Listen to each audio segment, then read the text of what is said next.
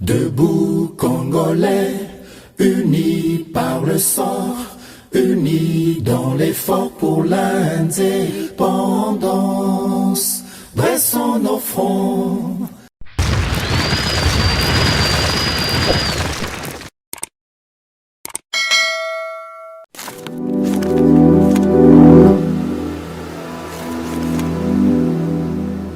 Boza, le bienvenu à GCAM Télévision, fidèles abonnés, chers téléspectateurs.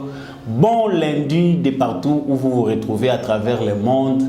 Merci Nabino pour la confiance au Bozo accordé biso. Merci pour la fidélité au Pesaka biso. Pour la commémorabino basango ya maenyo seleka kanakati ya République démocratique du Congo pe nandinga dinga. En tout cas, bon début de semaine à vous et bienvenue encore à ce nouveau numéro de Debout Congolais. Nalobaka avant émission e bandake Tombola Bende le biso nyonso tozali FARDC na motema. Les bons citoyens de la RDC doit être un militaire pour son pays, surtout naka oyo pays eza nango besoin. Mbote mingi pa ya papa apôtre Gérard Kabea apesaka biso privilège à présenter émission oyo na etando ya GCAM Télévision. Mbote pe lisusu na bino balandi bisika nyonso bozwami na mokili mobimba.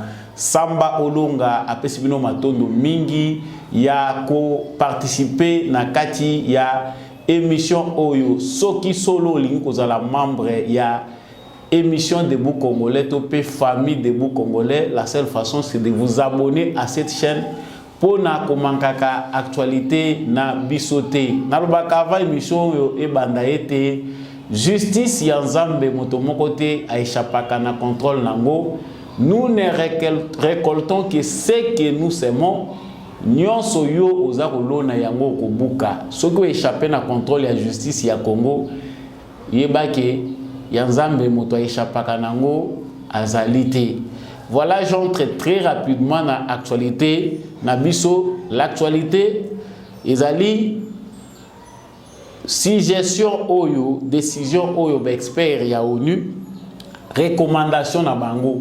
Bazali kosenga na gouvernement ya RDC, pour ne pas dire le président Félix Tshisekedi, que a ministé ba M23 P a Koti Sabango na kati ya armée congolaise lokola na mo mesano. Bazali ko sa la recommandation wana. Recommandation moko ezali ko kende juste na oyo Kagame azali na kati ya kosenga na Félix Tshisekedi. Divergence ya opinion entre Félix Tshisekedi na Paul Kagame ezali oyo ba expert oyo ya Nations Unies bazali kosenga. Qu'est-ce qui se passe au juste? Est-ce qu'il y a un complot réellement qui existe au sein du Conseil de sécurité pour Nalikambo État de République démocratique du Congo? Vraiment, nous allons tenter de les découvrir et de les savoir à travers analyse et décryptage d'informations dans numéro Oyo. L'actualité, c'est aussi cette décision du ministre de l'Urbanisme qui a décidé de déguerpir Zoé Kabila qui occupait bâtiment moko ezali propriété ya l'État, malgré à fournir mikanda, à fournir preuve oye za kolakisa ke lopango ezali ya ye ministre ya urbanisme azwi mokano ya kozonga simate aza déguerpi na lopango oye azalaki ko occuper bavoka na ye balobi décision wana ezali politique. À titre de rappel, ezali mbala ya liboso te bazali kozwa lopango na maboko ya Zoé Kabila. Il y a eu encore d'autres particuliers oyo bazwa ba mapango na bango na maboko ya Zoé Kabila. Qui dit vrai, qui dit faux? Est-ce que le ministre a tort? Est-ce que l'avocat na Zoé Kabila bazali na raison? Nous allons aussi le découvrir tout au long. Il y a émission oyo. L'actualité c'est aussi reprise toujours. Il y a combat dans les retours où Ndengezali continuer entre FARDC et l'armée rwandaise au Awa M23. Affrontement Zali ko Salemasiko na ba armes lourdes. ils allaient causer déplacement, il y a la population civile. Nous reviendrons aussi sur cette information avant de boucler l'actualité du jour. La parenthèse du jour aujourd'hui, information tozali ko bele la pour autorité nyon sobayo kana kanti bosi bolandi yango na ba média ebele ezali likambo etali ba kuluna le kuluna bazongi lisusu kuluna ezongi na ndenge ya kosakana te les inquiétudes et oyo bato bazaki déjà bani bato babandai kotambola bakomi kotambola même na 22h 23h sans qu'on s'inquiéter pour na basaki na bango na barré de bus na babisika ebele bato bazali ko décrier recrudescence ya kuluna na kati ya ville ya Kinshasa. Nous allons vraiment parler de cette parenthèse tout en soulignant événement au elekaki na match moko ya football, match amical où il s'est transformé en une guerre. Yabakan Yabakuluna. Vraiment, nous allons en parler tout au long de ces numéros. Encore une fois de plus, vous êtes le bienvenu sur GCAM Télévision. Merci Nabino Ndenge Bopona, Voya Samba Olonga. Bino nyonso bozali ba éclairer kasi ko bomba ba information na biso te pona yomoko. Tango zui partager kana baninga large diffusion pour biso nyonso tozala désormais éclairé. J'entre très rapidement dans l'actualité de la sommaire. Les experts et les Nations Unies, Bazako Senga, na président Félix Tshisekedi, Bazako Senga, na gouvernement ya RDC a collaboré na ba M23. C'est-à-dire pour na bango, recommandation na bango, suggestion na bango sur base ya ba accord oyo bango bazui, batalisi ete zali malamu. Président de la République Félix Tshisekedi a solola na ba M23 na ndenge ya malamu ba kotisa bango na armée ba ministère bango na ba crime bango ba commettre et puis ba pesa bango ba poste politique. Ezali ba information oyo biso tozui depuis le week-end déjà information oyo ezali ko circuler pour na ba mususu bazali souple possible yoka ki yango. Qu'est-ce qui se passe au juste na niveau ya Conseil de sécurité des Nations Unies? Pour na bato ba yebite le Conseil de sécurité des Nations Unies yango nde mutezali organe ya ba décision ya système ya Nations Unies mobimba. Outre l'Assemblée générale au établaka ilobaka sur ba vote na ba délibération tout ce qu'ils disent, mais Conseil de sécurité est un organe munene oyo ezwaka ba décision pona ba conflit topé makambo nyonso eza ko régir système ya Nations Unies. Système on a lobaka dans plusieurs de mes informations que ezali système moko ezui ba pays ebele en otage. Ezali système moko pris en otage par des individus ba riches du monde bato ya misolo oyo bazali pe ko diriger ba politiciens na bango bana misala na bango. Parce que vous me permettez d'être direct. Ba politiciens belé bazali ko fonctionner le la bana misala, y a ba homme d'affaires éparpillés à travers le monde entier. Ba multinational otoyoka bazako lubana lopoto ba multinational ezali ba homme d'affaires, ba feriste, bato bazali na ba grande société na minene na mokili. Bato wana po influence na bango ekoma makasi ba diriger monde selon makanisi ya bango, selon makanisi ya ba secte na bango, ba finansaka pe ba politicien na bango. Bazalaka na tanyon soko financer ba politicien na bango po ba politicien wana tango bazako kota na scène publique, ba sala kamusala na philosophie na bango selon ba pensée na bango ndenge bango basi ba planifier. Na contexte ezali ya biso système ya Nations Unies et nyokoli biso ba congolais mingi kobanda tozwa indépendance kino mokolo ya lelo le système des Nations Unies a commis plusieurs injustices vis-à-vis de la République démocratique du Congo. Nasi natali sangwa wana moko ba émission na ngai comment le système des Nations Unies a favorisé a été parmi batoyo ba bourreau ba planifier ki liwa ya Lumumba. Le premier secrétaire général des Nations Unies a koufelande na mabele ya Congo.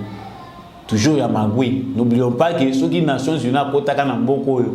parce que le Lumumba na kasavubu ba pesa ka confiance ba lobi non.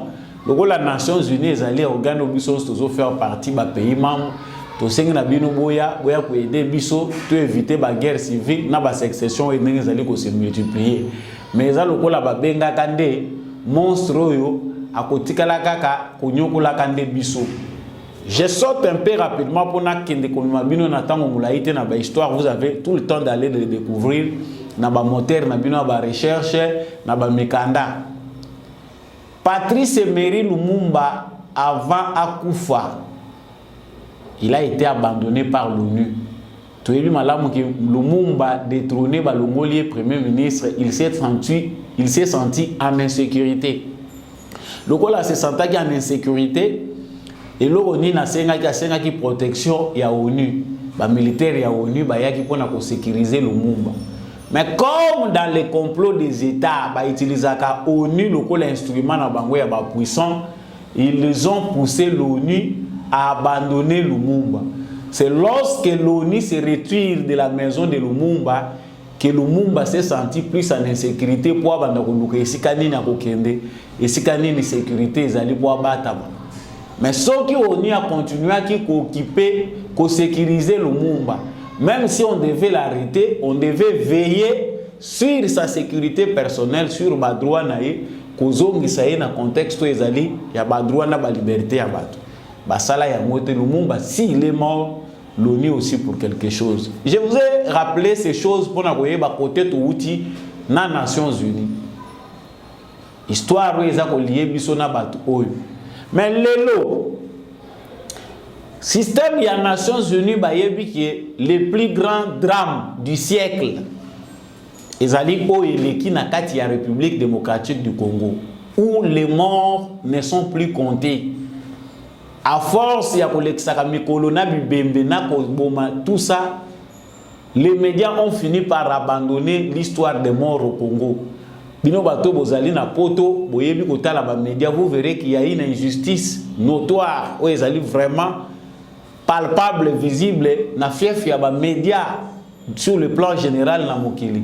Na importance ba comment ko pesa ya ba événement ndenge zali ko leka na est ya République démocratique du Congo. Mais c'est l'endroit le plus sauvage na monde oyo ba égorger ba jusqu'au lelo toza ko yeba te kombo ni tuko ko pesa ya. Les éléments les plus récents awa ezali ya manifestation ras-le-bol ya peuple congolais contre Nations Unies. Nous avons vu pour la première fois de l'histoire. Tu évites ce que c'est seulement ailleurs pour que nous vérifier malam. Mais ce qui s'est passé au Congo devait faire penser na batobele kota la vraiment Nations Unies les sous vraiment la raison à coexister. On a massacré des populations civiles censées être protégées par les Nations Unies. Jusqu'au jour d'aujourd'hui, Conseil de sécurité des Nations Unies a dit qu'on va le dossier. Maintenant, aujourd'hui, Toyebi Bissognon sont les pays agresseurs du Congo, les boucs émissaires de tous les prédateurs qui pensent qu'au Congo, le Congo ne peut pas devenir un État, les Congolais ne peuvent pas s'organiser. Il faut toujours utiliser des voies et moyens pour créer des troubles. Ma poche et insécurité, vide sur le plan politique, tous les politiciens, ça fait partie du complot. Le coup là, le côté pour la ONU, j'avais averti que ce silence ici est un silence. Moko, il y a préparation. Et ça, silence, moko, il y a complot. Normalement, tant que l'événement, l'équipe va vendre d'urgence pour donner des solutions immédiates. Parce que les Cambo et l'équipe Awa, et ça, les Cambo Oyo, essuyé Nations Unies en tant qu'organe sur le plan et monde entier. Mais pour nous, que biso devant Bango, sous-homme, on ne considère pas les Congolais. Bafandi na Bango ti lelo. Tout cas, comme on a une décision énergique de la part des Nations Unies par rapport à ce qui s'est passé dans le Congo. Bah, élément na Bango va commettre dans l'espace il y a une semaine, pour la deuxième semaine, bah bévi grave. C'est acceptable. Mais si quand on va vendre, va planifier, va lobby maintenant voilà, Le silence est côté, nous devons encore marcher. Je vais ici dévoiler certaines choses au Baye Bissibiso parce que dans le Bakango, la bataille, toujours gagné la bataille, le lendemain, toujours Félix Tshisekedi, du président de la République, mais le complot est toujours là. Le monde entier nous a pris pour l'air bête noire parce que Mboka Oyo n'a pas potentialité ezali nango. Mboka mokote bakomona libulu na Congo balobi ke bango baboyi bakozwa te baza basantu te. Chacun aura besoin d'aller tirer profit na libulu oyo eza nango na sécurité te. Mutu nyonso azo risquer pour azwa pe par na ye na gâteau bisika bato bavandeli richesse peut-être dans l'inconscience, dans la faiblesse, dans l'ignorance totale de ce qu'ils sont. Mutu na mutu profiter ndenga lingi. Si qu'ils sont en train de planifier de mauvaises choses, silence est normal. On nous amène maintenant des propositions du genre. Il faut bientôt accepter les sous M23, engager dialogue. Nous avons très mal compris les discours Oyo Anthony Blinken a yakinam. Nalobaki méfiance awa batebele balobaki nanga je suis très rigoureux pourtant Anthony Blinken est clair nalobaki angwa faisons très attention batu oyo bakolinga jamais lumière est à la totale même si bayebi que complot na bango essaie toucher na déclin et qu'il n'y a plus moyen d'avancer ils doivent chercher à ce que ba zone d'ombre est à la kaka bisika wapi ko permettre bango ke ba opéraka. Les États-Unis d'Amérique savent que complot les Nations Unies ba yebi que les Congo sont victimes d'une injustice oyo bango balingaka te ke muto yeba ezala nango sous silence. Mais aujourd'hui ba comprendre que Congolais la muki lokola la muki to pesa bango mais il faut to luka bisika nini to ko garder ba poche noire ya insécurité oyo ko permettre biso que tout est vrai. Très chers téléspectateurs, nalobaka makambo avec beaucoup d'amertume, ceux qui bisognon so ba congolais to comprendre. Regard oyo mukili azotali la biso ba congolais na kancho ko kolisa mwana naona ko sekate par rapport à bolingo ya mboka. Tu seras révolté, un vrai congolais so ka comprendre makambo Nations Unies azo sala na Congo. Makambo occidentaux bazo sala na Congo. Ako ko salata na espace ya mukete ya posséder. Mais parce que biso moko to linguère moko to zala na molili yango tozo kutana makambo tozo kutana nango. Anthony Blinken a ye. Le message qu'il a amené eza makambo se lobamaki. Ba injonction bango ba pesaki na Rwanda, retirer. Bato azotuna mituna bozotuna ebele. Si Anthony Blinken a yaki, Bunagana ezaka toujours occupé, M23 babimité, Kagame a boyaki.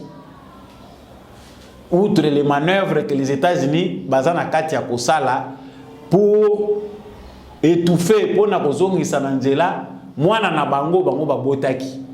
Parce que Kagame c'est leur fils. Mais dans l'ombre aussi, il y a des gens, force du mal, que ça soit au Congo, que ce soit aux États-Unis, que ce soit en Europe, il y a les défenseurs du système où on a pillage. Où bazo continuer qu'on s'échiner, qu'on s'entêter. Qu'il faut toujours balayer la gare dans makila ya batu. Il y a des gens qui continuent à défendre ces systèmes-là. Kagame, dans le baki à moi, on a émission les cas qui a changé stratégie. Ba élément na ye, ba pion na ya bandai ko utiliser à moni bango qui ba comme faible. Pourquoi? Parce qu'il a encaissé. Bah, propos yo Nations Unies a qui a reconnaître agression ya Congo, ya reconnaître soutien ya Rwanda na sima ya M23. Izaki ba propos pour na ye kokaki ko passer te soki ba diplomate na ye, soki batu na ye ya chacha na bisika wana basala ki musala malamu. Il est très en colère vis-à-vis à batu na ye ba représentant na ye na États-Unis, na Nations Unies. Pour lui, il pense qu'ils n'ont pas fait leur travail. Parce que Moussala ya tila bango kuneza ya ko etufa ka ba dossier nyonso éventuel où ils a ko mettre ko salir bango topé ba dossier RDC les a concerné bango, il faut bango va travailler toujours dans l'ombre pour étouffer ce dossier. Nous avons vu cette lumière, il y a clarté, ndenge Félix Tshisekedi ayeboye ba débat à Congo et comme pe kolobama de manière claire. Ba komi même soki ba ko mesana ko kosa mais ba komi obligé ya rekomona makambo ndenge mususu. Mais cela ne suffit pas. Bazana kati ya kotala naïveté na biso. Est-ce que tokoli ou bien tozaka ndenge tozalaki? Après tout ce qui s'est passé, on vient nous dire non voilà, il faut accepter encore que les M23. Combien de fois les représentants OYA RDC dans les Nations Unies à l'Obélakiango, bino communauté internationale boza complice. Ça fait plusieurs années, ça fait beaucoup de temps où bino bo imposer biso infiltration. L'armée congolaise est la plus infiltrée du monde à cause de la bino communauté internationale. Ba rébellion, tous la cabino ba tout mixaka bango ba mixage, ba brassage. Aujourd'hui, la RDC a levé l'option de mettre fin définitivement à ces brassages-là et ruiner l'armée congolaise. On a exterminé nos généraux de qualité, bah menuisier bango. On les a affaiblis pour prendre des rebelles dans la brousse qui n'ont pas fait de formation militaire et que ça validé par Nabiso. Tony Selibiso bango na armée. En complicité, c'est les Nations Unies, c'est les États-Unis, c'est l'Europe. Aujourd'hui, avec Félix Tshisekedi, tout en avançant, l'option est levée que désormais, d'ailleurs avant que M23 est classé mouvement terroriste. Pourquoi? Parce qu'on commettre des crimes sur les enfants, parce qu'on a école, parce qu'on enlevé bateau, terroriste. Le gouvernement congolais a déclaré que le M23 est un mouvement terroriste. Mais ils ont peiné pour les Nations Unies en Mayango, ils ont peiné pour la Bisika Bakendaka, na ba rencontre bandi Mayango que le M23 c'est un mouvement terroriste. Pourquoi? Parce que parmi eux, le débat est encore là. Il y a ceux qui défendent encore cette aventure-là dans l'ombre. Mbongo ezali kotambola, Kagame ne dort plus tranquillement. Le souci c'est que va continuer toujours à garder ma poche ou une zone d'ombre. C'est dans la stratégie de Kagame, comme je l'ai dit chaque fois, de gagner du temps. Donc ceux qui ont gagné du temps na ponaye, azo monake mikolopé, ils ont avancer. Tant qu'il y aura des malfaiteurs aux États-Unis d'Amérique qui sont dans le blanchissement d'argent, qui sont dans les crimes, dans les sangs, qui sont dans l'exploitation illégale des minéraux, on nous dit qu'on sanctionne ces gens-là. Mais tout le monde a fait des décisions énergiques.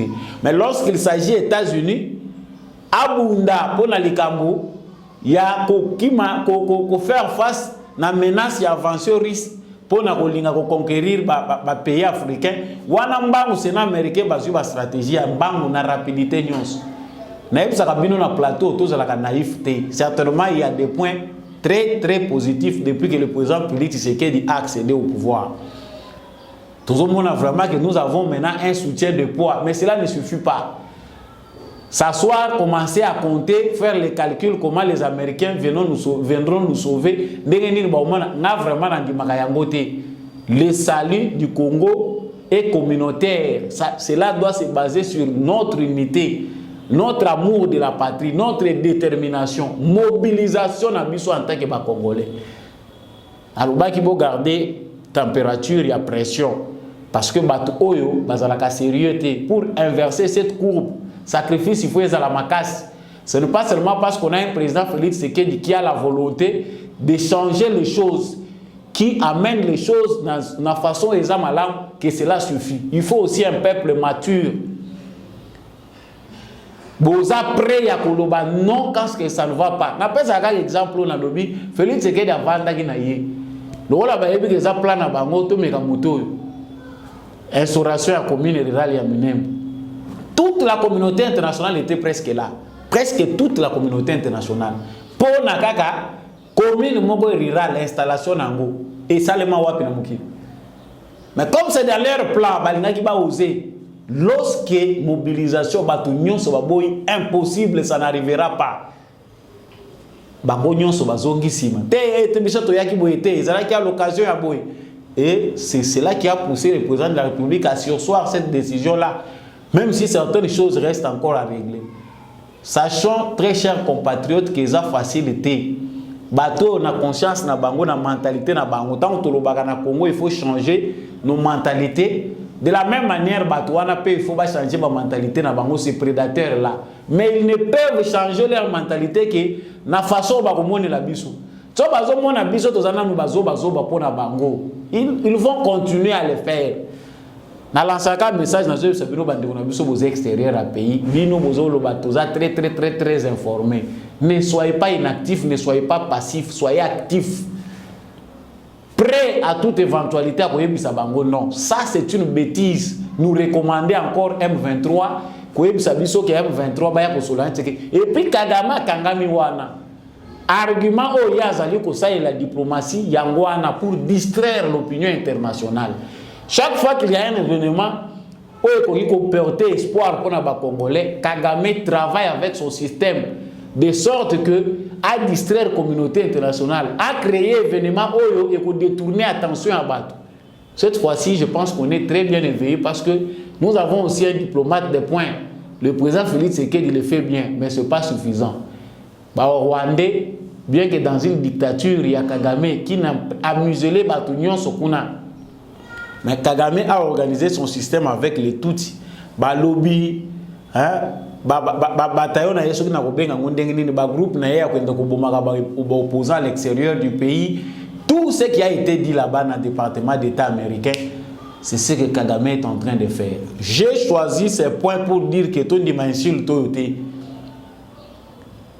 Je pense que le président Félix Tshisekedi était clair, le gouvernement congolais est clair là-dessus. Il n'y a plus question que Bisoto négocie sur un mouvement rebelle. C'est une bêtise de trop. Écotique à l'éternel. Bounagana o bazako lobela ao. O le commis sanction à Bamoussous. Plus d'une année entre les mains, toujours il y a M23. Ce n'est pas une aventure. Et ça aventure, c'est un complot mounene. Biso peut-être tozo mona ngo bumene poka kabila bazolo bakero basili saki M23 parce que le président aussi l'a accepté à l'obino M23 babomaki président lobi a monté dans sens à malam. Est-ce que babomaki M23? Non. On a caché juste cette aventure là ba voilà qui ngona batu oyo ba préparer ngo bato baza ko manipuler ngona musika. Alors là ba moni Félix Tshisekedi aye ba zongi sango lisusu na scène avec pour objectif de nous ajouter des infiltrés. Vous aurez compris, chaque jour dans le plateau, Fongola Miso. Yo Congolais, Fongola Miso. Le complot sera toujours là. Aussi longtemps que nous aurons des traîtres parmi nous, nous aurons des gens qui réfléchissent comme des bêtes. Vous allez m'excuser les termes. Devant danger wana. Parce que le danger de la balkanisation est toujours là. Balingi baza ko telemela ndenge bazwana balingi unité à ba congolais. Yango chaque fois nous fabrique des Congolais qui ne sont pas issus de nos rangs, qui ne sont pas issus de notre sang. Ba tuana nde bango ba favoriser. Chaque jour qui passe ici, les occidentaux fabriquent un nouveau candidat à nous ajouter. Pour créer quelque désordre. Bako bakisera biso ba candidat, oyo ya ba français, oyo muso akomi ko duma peso ki ya ba juif, soki ya banane. Nous aurons une multitude de gens qui toujours dans la même philosophie lokola ba élection 2018 et les kaki ba koyela biso ba division. Ils savent bien que ma élection Félix Tshisekedi va gagner les élections. Les Congolais ne sont pas tous si bêtes que ça. Mais ils ont toujours les ficelles à tirer. Ceux qui bino bolingi ko luka lumière ba kolinga ba tshela bino ngona kwa moko boye mupanzi mususu ba garder na moleli. Nous devons nous battre pour dire non à tout ça. Deuxième information, dans le Bakia Awa, nous avons rachérir Mbalamoko par rapport à la reprise à l'hostilité. Si les hostilités reprennent, ça veut dire que c'est l'échec de la communauté internationale, c'est l'échec des États-Unis. Parce que pendant plus de 2 semaines ou 3, tout le monde trêve a observé. Observer trêve, balobi cesser le fait sengamaki armée na bisotala ba 5e 23 qui azonga alongwa na ba position nyonso azako occuper. C'est un échec parce que musala o biso ba congolais to boyaki ba congolais ba boyaki ke Tshisekedi ro okuta na suna Kagame. Le président de la République au nom de la paix, au nom de relation de bon voisinage. Il faut que capé ba organisation régionale baza ko lobanine. Il faut pas to pe sa bango raison ba ko sakana nango, il est parti. Qu'est-ce qu'on gagne? Malgré la condamnation de Kagame, malgré l'injonction à jouer pas tata na ye, ba parents na ye, que l'Ongola na même 23 qui est bomba, parce que ça moussala basala, que c'est exercice au basala kanaye. En 2013 c'était la même chose. Ce qui se fait ici, c'est toujours ce qu'ils font, comme d'habitude. Kagame ne l'a pas fait. Maintenant les combats reprennent. C'est-à-dire de notre côté na ngambu na biso, tous à la lisusu kate na défensive. Il faut tout attaquer Penda parce que Makambongo est ok na façon est normalité. C'est vrai, ils sont en train de nous piéger. Na système na bango baza ko lukake na Congo, même que les politiciens, que ce soit le président de la République, tous se révolter na niveau oyotoyo kalisusuté pour pas déclencher alarme na bango sur tous les 4 coins. Ça c'est ce qu'ils ont envisagé de faire. Il y a un autre très prudent, laissons la manœuvre, la marge de manœuvre de la président de la République. Le président de la République, Moutoué Aza, au-dessus de la mêlée, il a des informations que nous n'avons pas. Mais soyons debout. Parce que déjà, nous avons préparé relève dans Bissau. Pour ceux qui ne savent pas voir, mais nous savons qu'aujourd'hui, avec Félix Tshisekedi, au moins, tous comprendre que Mboka na biso Congo, ils ont zonga na maboko ya ba Congolais.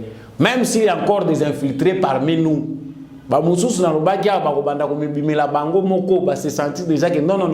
Pas il suffit que les Congolais soient unis. Exactement que tous bango to tcha bango na batono ya basi ou bien to sala bango nini. Non. Une fois que nous sommes unis, qu'ils comprennent que na minito dynamique ya Congo est comme makasi. Et que na minute au moins to tcha songi na kata ba Congolais zate ebele ba komikimi la bango moko. Tous ceux qui sont au Congo comme infiltrés ba kokima ba kokende. Comprenons, très chers téléspectateurs, ba si j'ai aboita on to aborda kango kanda o epesaka na mutu atsoko za Congolais okoko zala okoko supporter moté, vraiment c'est insupportable. Mais ba lobi na tongwa wa ba armes lourdes bandé les sous. Na Rutshuru, l'affrontement se déroulé na Rangira, na Chouema. C'est dans le territoire de Rutshuru. Affrontement isali entre armée Nabiso na ba M23 ou les armées rwandaises. Vraiment, maintenant c'est na arme lourde. C'est déjà une guerre. C'est de la guerre. Mais à la communauté internationale à Zotala. Nous condamnons, nous disons ceci.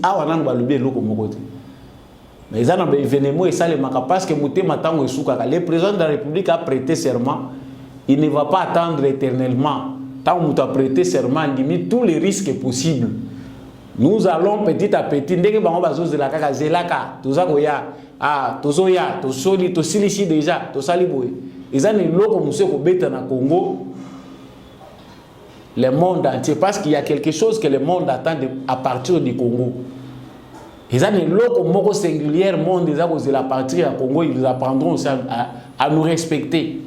Tant que nous, Congolais, parmi nous, tous se mobiliser, tenir conscience, ils continueront à faire ça. Des populations basales qui se déplacer.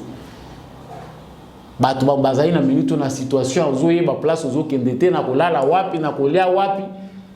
Vraiment, il faut encore mobiliser davantage, que le gouvernement mobilise les moyens pour battre les banda wana bazo mwelo kolia. Ezaka mbongo ngo batindi yango. Eleki na ba circuit moko boyeza ko baluka. Batu kuna bazo kufa na bango. Ba mususu koto na ba procédure ya milai. Il faut des équipes spéciales, ministère toza wana ngwa affaires sociales ou action humanitaire, ba ministère ezaliao.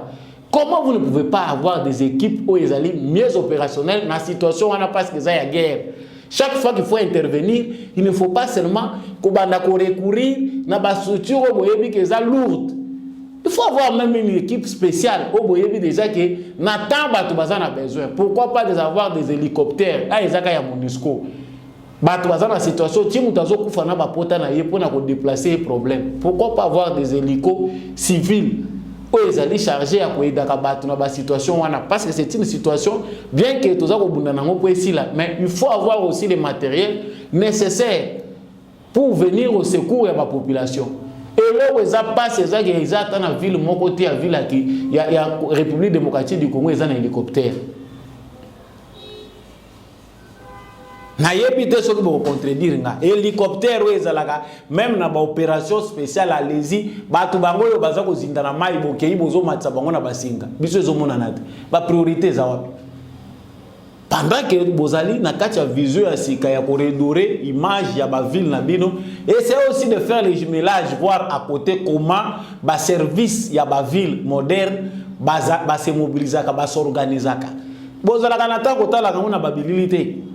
Ah, ceux qui ont lobby à bataille na ba combo lobby obino bozo reconnaître ya malamu te botala kate mituka ya incendie mituka même ya ko sauver nango bato en cas ya problème botala ka ba sapeur pompier ba ninga te botala ka ba brigade wana ndenge za la ka constituer te wana pe photos de la ka team colonie. Nous avons dit les conflits fonciers oyo tu veux dire que pour Joseph Kabila, ezaki facilité na batu na ba mapango na bango batu belé ba perdre mapango na bango n'importe Joseph Kabila. Ngate mona lobi boyebi. Batu belé ba perdaki mapango na bango. Vraiment c'est depuis mon bout pour certains mais époque Joseph Kabila vraiment ndé mutu la kisi biso pendaki mapango ya l'état et comment nango ya ba individu. Ministre de l'urbanisme et habitat puis Mabilu à déguerpir Zoé Kabila lobby pour construire na propriété où il y a l'état. Ba avocat ya Zoé Kabila na Zoé balakisi mikanda. Ba lobby mikanda wana ezali kolakisa que bazali ko occuper ndako wana ya l'état de manière légale. Bon. Pourquoi le ministre persiste pour na ko déguerpir bango? C'est vrai, ba contentieux ezali à régime Kabila ezaka kasoko limo simba likambo otali muzindo nango regret soki to continue intention mapango ato to komana na zonga mwa muke ato zolo baka zoe mu individu les princes na époque à Joseph Kabila mapango nyonso na ville ya Kinshasa pour la plupart ya mapango ya ville ya Kinshasa au PPRD au Kipaki mapango ya l'État. Mapango pour la plupart ba militaire ya PPRD ba Kipaki mapango ya l'État. Do yozo zo mbongo zo yiba ba million mozo ko somba lupango na auto vanda ngozo somba ozo vanda na o ya l'État. La plupart des biens de l'État ont été spoliés à outrance à l'époque à Joseph Kabila. Mais c'est comme si cela ne suffisait pas. Yo za na possession non en bon. Tu peux acheter un terrain avec les moyens et que zang sur le côté. Mais quelqu'un va aller à bien l'état commissaire de donc bokali que makambo ko tikala ko changer un jour te donc na ko kufa kaka ba ko tikala ko landela ngati. O eza soki 4e parcelle bazotanga ba kombo bazowe. Récemment batu ba récupérer ma pango na bango zuki mibale nani azalaki kombo zoé lelo baza ko lobela sous lupango yebami na service ya cadastre na service ya urbanisme et habitat pardon que ezali ya l'état bien enregistré yozo lakisa mikanda olobi ke eza mikanda na ngana zwaki yango légalement et pas nani atekelaki yo parce que yebi ke n'importe quoi na ya oya bino mikanda pe bozo salisa. Ces gens ici sont allés jusqu'à falsifier certains documents et effacer certains documents. Il y a bien l'État. Kaka pona kozwa mapango ya l'État. Minéré bozozwa. Nyonso boza kozwa. Mbongo ya ba contribuable congolais boza kozwa. Na mapango. Je regrette pour naza koyeba ke Etienne Tshisekedi nous avait averti. Tant ba tubazo kende ko signer et ko voter pardon 2005 hein? 2006, 2005. Vous votez oui ou non, constitution ou et comme la constitution a bino yamboka. 2006, je pense. Etienne Tshisekedi a n'allait pas signer l'acte de vente de votre pays. bato bazana mémoire fraîche ya mutuana bazana mémoire na bango, ils gardent encore des souvenirs frais na mémoire ba yebi makamutata bato wana lobaki.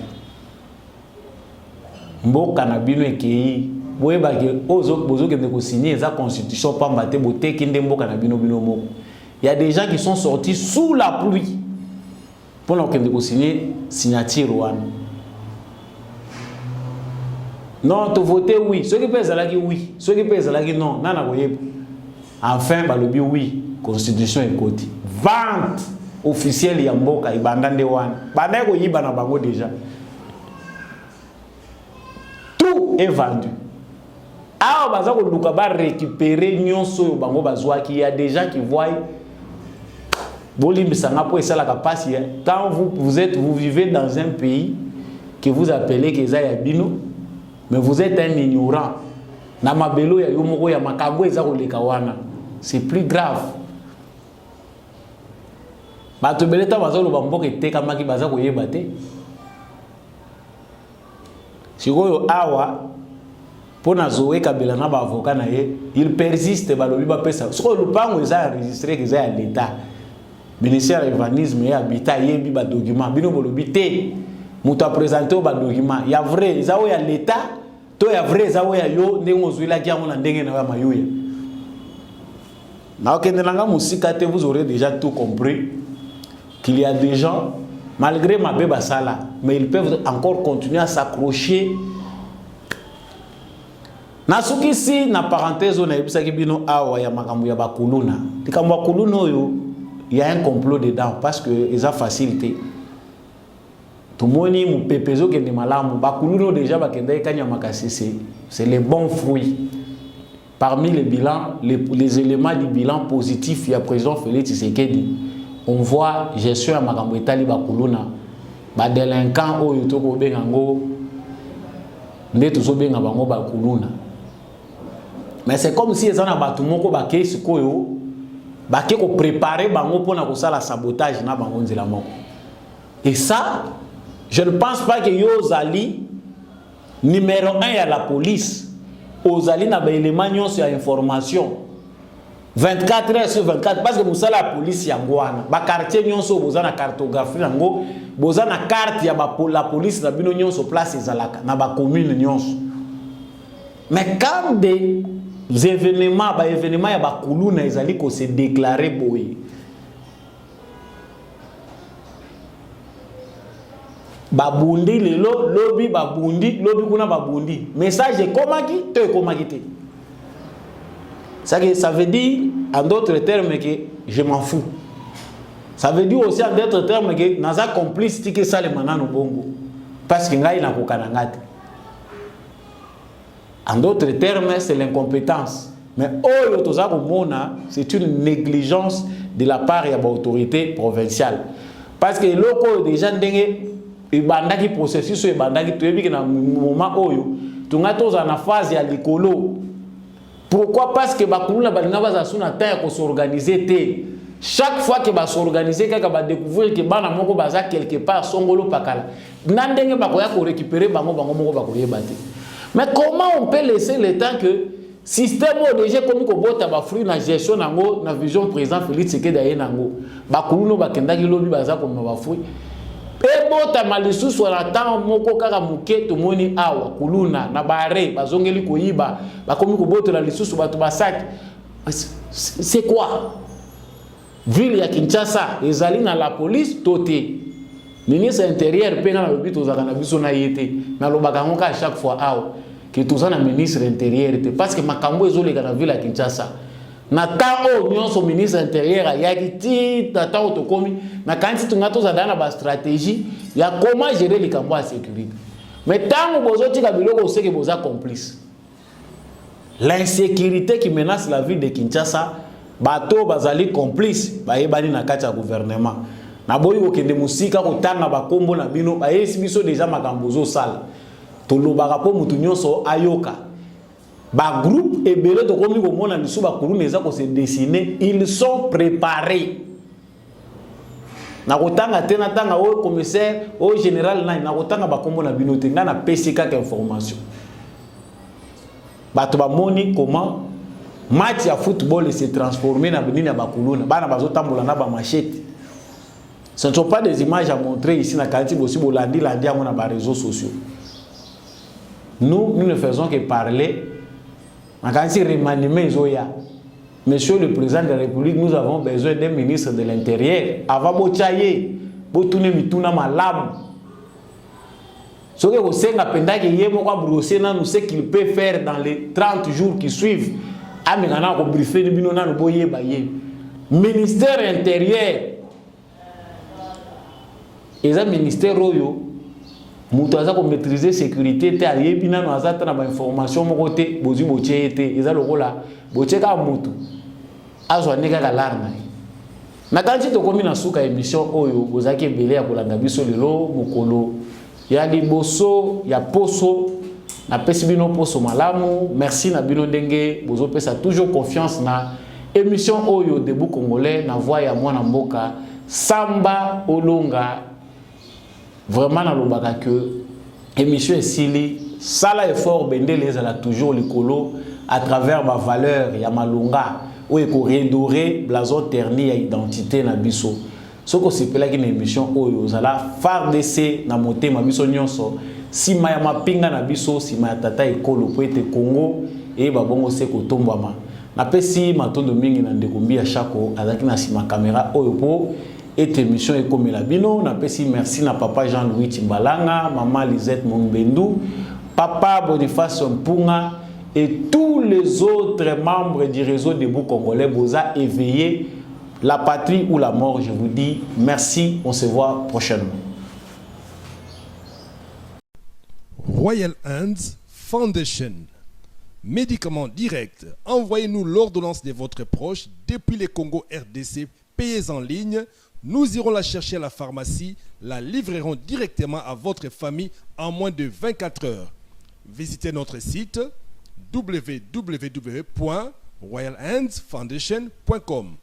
Téléphone plus 44 73 05 94 65 59 plus 243 900 064 326 plus 44 73 05 86 94 88.